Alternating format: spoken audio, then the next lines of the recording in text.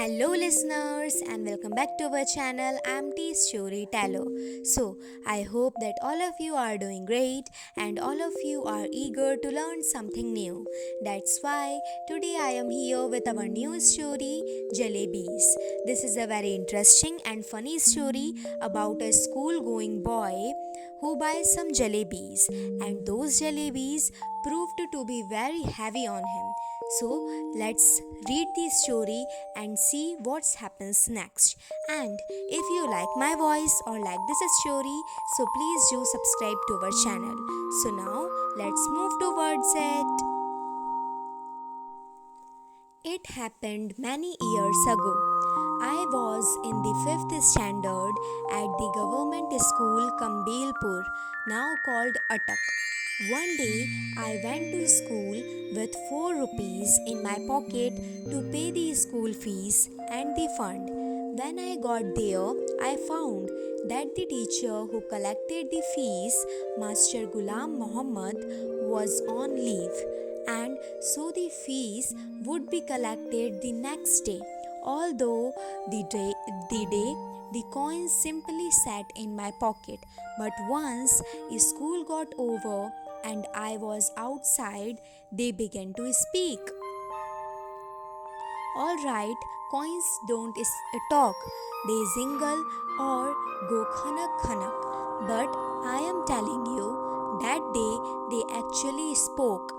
One coin said, "What are you thinking about? Those fresh hot jalebis coming out of the kadhai in the shop over there. They are not coming out for nothing. Jalebis are meant to be eaten and only those with money in their pocket can eat them, and money isn't for nothing. Money is meant to be spent and only they spend it who like jalebis. Look here, you 4 rupees. I said to them, I am a good boy. Don't misguide me, or it won't be good for you.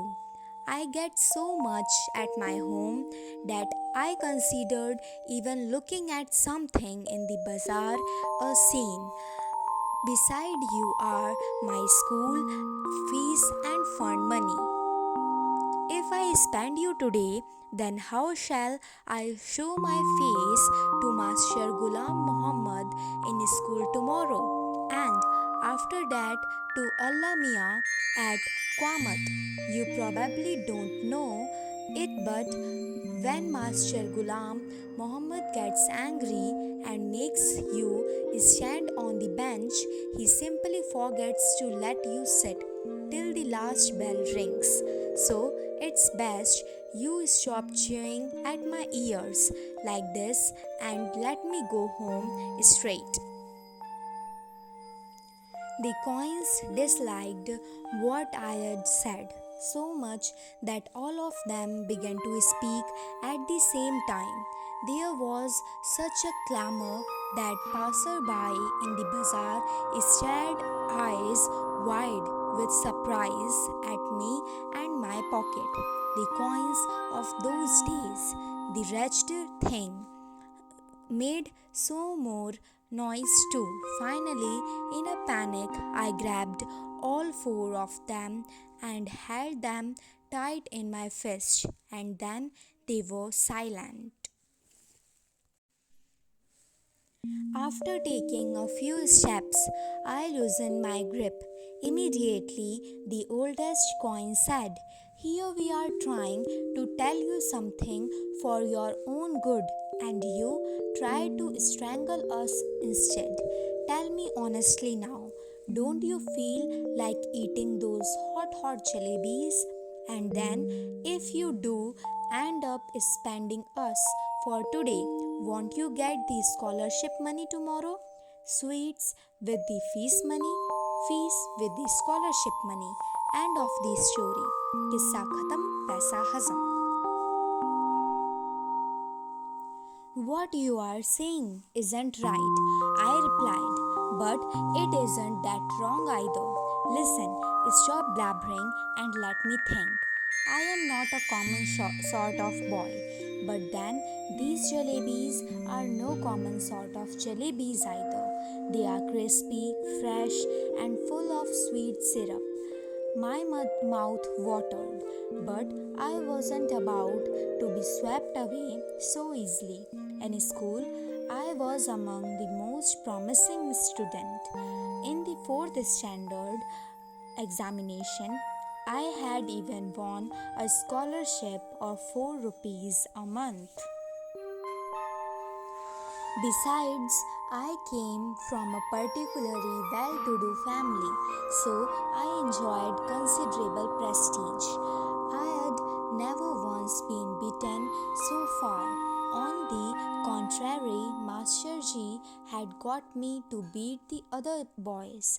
For a child of such a status is standing there in the middle of the bazaar eating jalebis. No, it wasn't right, I decided.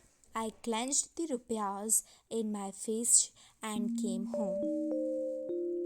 The coins were so neat on being spent that day. They kept up their attempts at persuasion till their voices began to choke. When I reached home and sat on the bed, they began to speak. I went inside to have lunch. They began to shriek. Thoroughly fed up, I rushed out of the house barefoot and ran towards the bazaar. Terrified I was, but quickly I told the halwai to wait a whole rupee worth of jalebis. His astonished look seemed to be asking where I had the handcart in which I would carry all those jalebis. Those were inexpensive times. 1 rupee fetched more than 20 rupees does nowadays. The halwai opened a whole newspaper and heaped a pile of jalebis on it. Just as I was gathering up the heap, in the distance I spotted our Tanga. Chacha Jan was returning from court. I clutched the jalebis to my chest and ran into a gully. When I reached a safe corner, I began to devour the jalebis.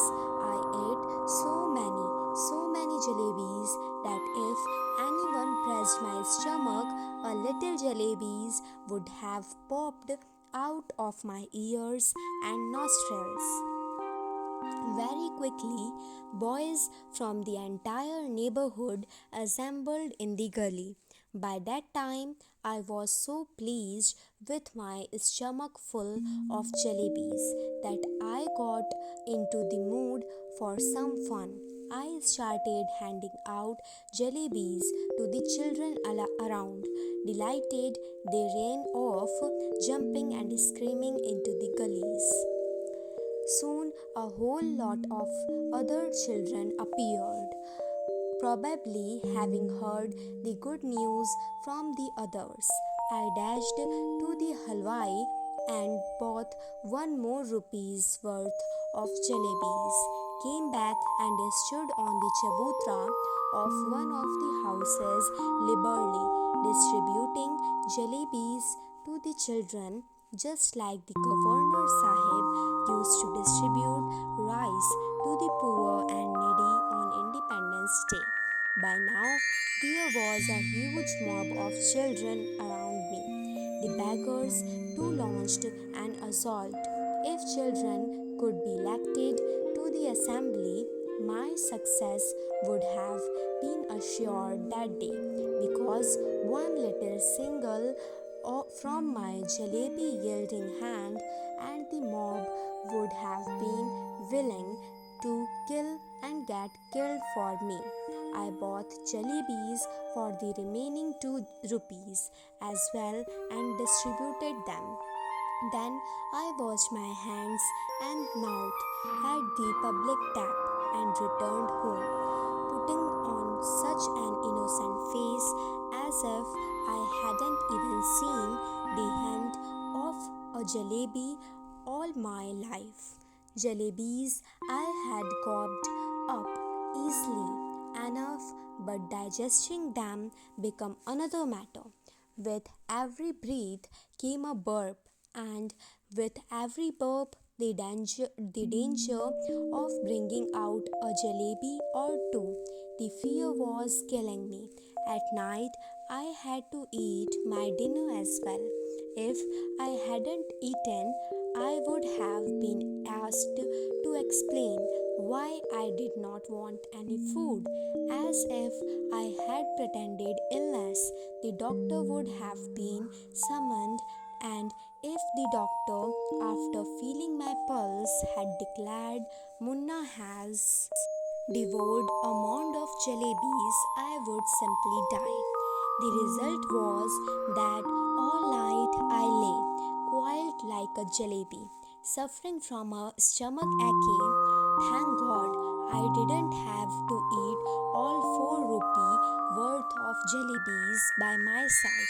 Otherwise, as they say, when children speak, flowers shower from their mouths, but I would be the first child in the world with whose every word a crispy fried jalebi would come out. Children don't have stomachs.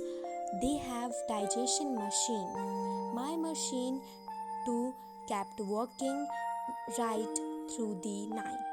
In the morning, just like any other day, I washed my face and, like a virtuous student with chalk and slate in my hand, I headed for school.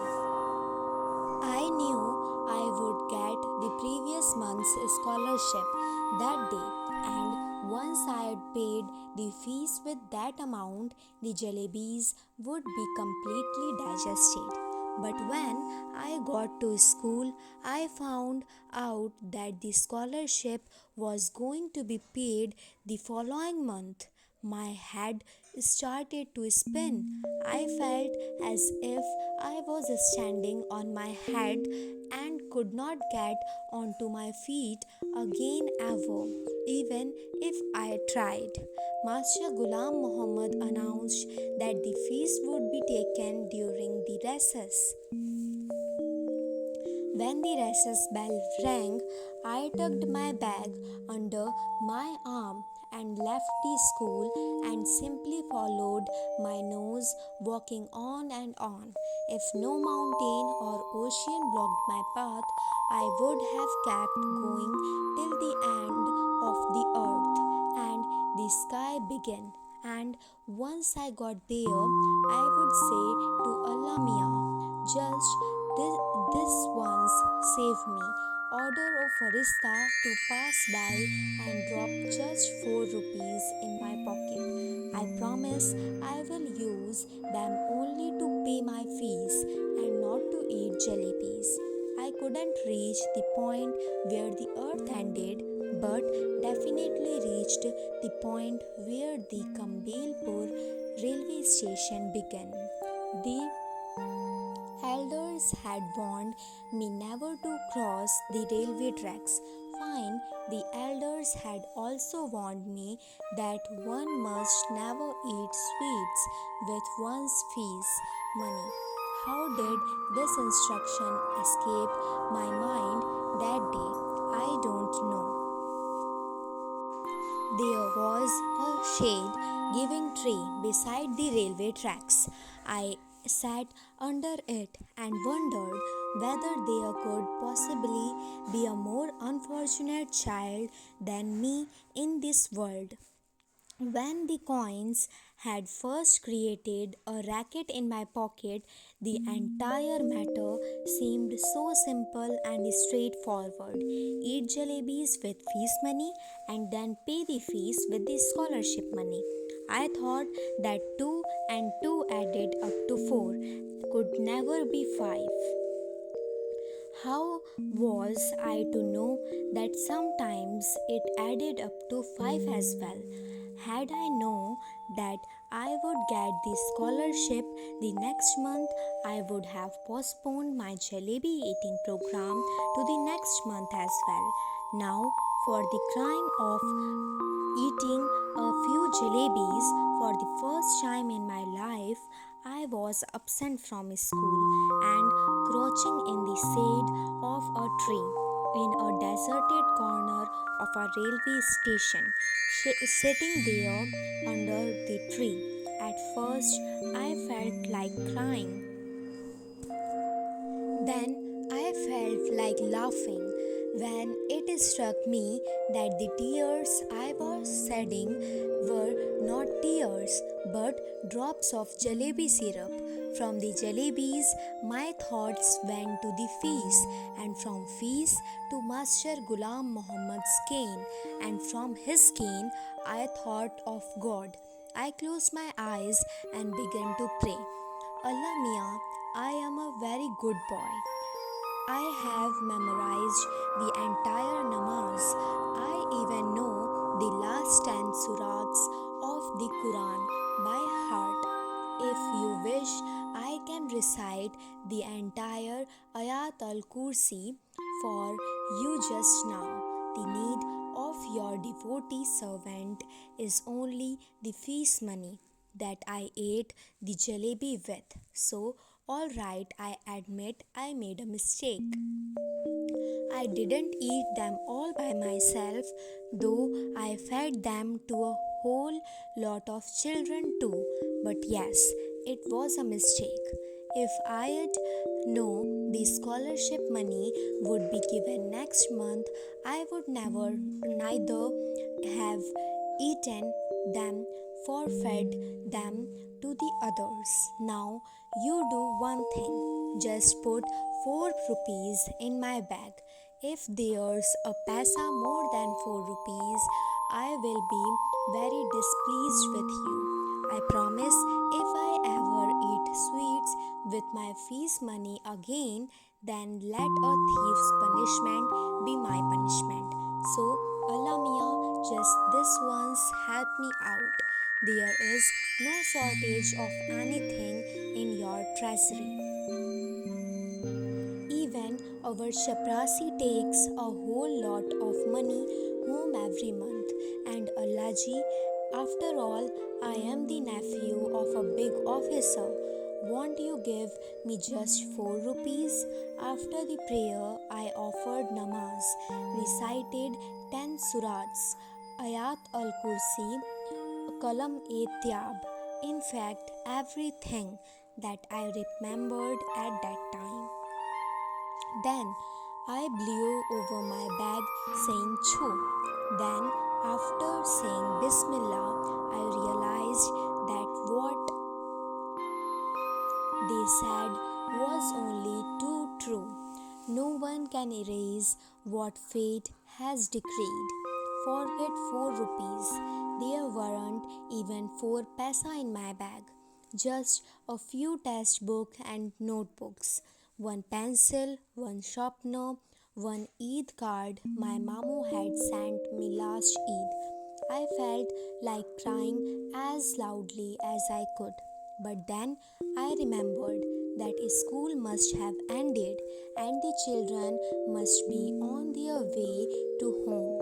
Tired and defeated, I got up from there and walked to the bazaar and waited for the school bell to ring so that when the children came out, I too would walk home with them as if I had come straight from school. I didn't even realize that I was standing near the Jalebi wala's shop. Suddenly, the halwai called out, "Kyun bhaiya? Shall I wait a what? Don't want jalebis today?" I felt like saying, "I won't eat your jalebis today, but I'd sure like to roast your liver and eat that instead." But I wasn't feeling too well that day, so I simply moved away. The next day, I did the same thing. I got dressed and left home, went to the school gate, and then turned off to the railway station. Under the same tree, I sat and began to say the same prayer. I repeatedly pleaded, "Allah Mia, at least give it to me today.